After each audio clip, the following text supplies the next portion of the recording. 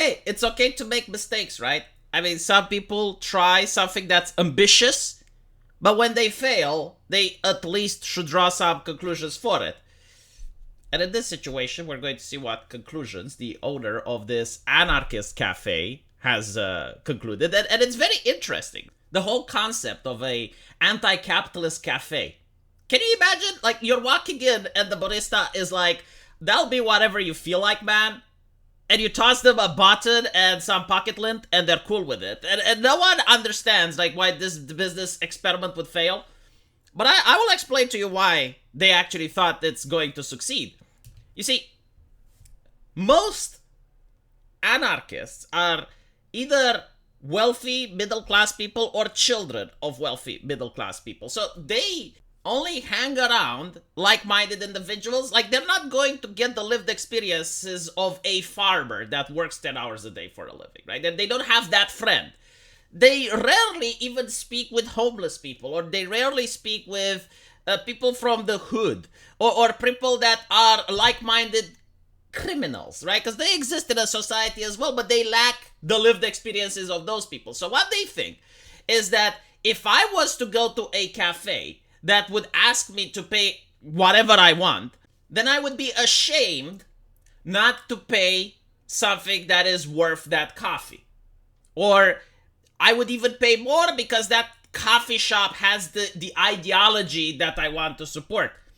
But they don't think how it's like to grow in a poor neighborhood where the mentality is how to hustle other people, like how to take from other people, because you lived in this situation of survival where you're like, well, the only thing that matters is myself and my family, and fuck the community. This mindset exists. It's quite common amongst the more criminal-oriented classes. So what ends up happening is, like, when those people go to your cafe shop, they do not care. They do not feel any sort of remorse or shame or anything like that into just taking your coffee and paying nothing in return. And you can't tell no to them because that's your business model. So that is like one thing. The second thing, even the middle class, right? Like the bourgeois, the ones that are the anarchist oriented, they have like a vision of how much a cup of coffee should cost. And let's say it's quite accurate. Like, let's say it's market priced level coffee, right? But let's say the prices go up. You have inflation. The government adds extra taxes. Minimum wage goes up. Like anything of that nature. Now, the same people that you rely on, like your regular customers that still want to pay for the coffee because they don't want to look bad, they're going to think that, oh, well, all the other companies are scamming customers, so now they're going to pay you the previous price of coffee. They're not going to readjust it to the market level. But the problem is that you, as the coffee shop owner, you still need to deal with other people. You still need to buy the coffee. You still need to pay for electricity. You still need to pay for all the equipment. And now you won't have money because, well, despite the fact that people are paying, they're not paying enough for your business to be sustainable. So now I want you to see the brainless conclusion that the owner of the coffee shop had after his coffee shop, surprisingly, went out of a business. He said that the Toronto shop, which opened in March 2020, will close on May 30.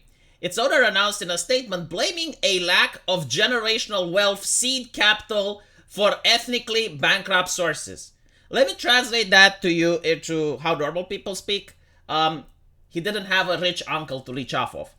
So because like the other people that came previously didn't have the wealth for these people to reach off of, well, their business went under. The cafe offered drip coffee to customers with a pay-what-you-can initiative, while charging for other beverages like espresso and tea drinks, as well as breakfast pastries to subsidize the loss of revenue. It also allowed the public to use the restroom and hang out in storefront without making a purchase. This is due to the whole Starbucks incident, where a couple of individuals wanted to use the bathroom, but because they refused to purchase anything, the police was called on them for trespassing. Because once the store tells you to go out, if you don't go out, you are trespassing. And this was a huge conversation in the United States about racismus, right? Like, using someone's business without purchasing something is racismus, and the systemic systems of oppression of America. Like, how dare you kick someone up for not buying coffee? Oh, you're racist. This actually led to Starbucks deciding to allow everyone to use their bathrooms. And if you went on our Starbucks Reddit, you had people working there complaining about finding heroin needles, finding syringes, because like what happened is that the people who do drugs realized, like, okay, if I do it out in the open at the time, police could catch them. Now 2023, Cat Francisco is more progressive, and I understand that people can do it even out in the open and police doesn't give a shit, unless you disrespect an LGBT flag, then it's a huge crime. But like, either than that, enforcement of this issue seems to be lacking. But the criminally oriented people take advantage of every situation they have, right? So like, if you say anyone can use your bathroom for everything without having to make a purchase, well, you're just signaling to certain people like, hey, you know, like, this is a safe place. Go into the bathroom, do whatever you want. And that's what happened. So Starbucks had the CEO, which previously was very into social justice, now saying that, well, you can't run a business in a society like this, you know, talking about the higher levels of crime and having to shut down businesses in certain neighborhoods and so on and so forth. It's because you do not have the lived experiences of the criminal element. Like, you do not, they don't even want to acknowledge that there is a criminal element to begin with. And they think that talking about the criminal element must be because of racism or some shit. Because they believe that criminals don't happen because like there are certain people which legitimately have the mindset that taking from others is okay and like they themselves deserve everything. No, they believe that crime happens because of the generational wealth, that society forces people into crime, which, by the way, like, sometimes it can be true for certain individuals, but the idea that there also are people who legitimately want to harm others and do not care about what others think of them is also true. And those people are going to take advantage of your gullible ideology. So, you know, when they then went and say that despite its closure, shop owner Gabriel Sims-Fewer called his short-lived business endeavor a huge success. I mean, if this is a huge success, I am genuinely curious to see what a huge failure looks like.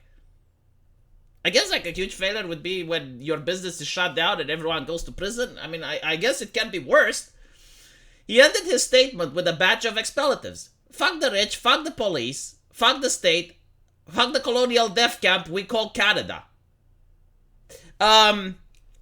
Canada is a death camp, right? I mean, clearly, I see people from Canada trying to flee to Somalia. They're trying to flee to North Korea, you know, to escape from Justin Trudeau's awful tyranny. But hey, you know, what about fuck the customer who didn't pay for the coffee? Oh, that's regressive thinking, right? Like, that's horrible way of viewing things.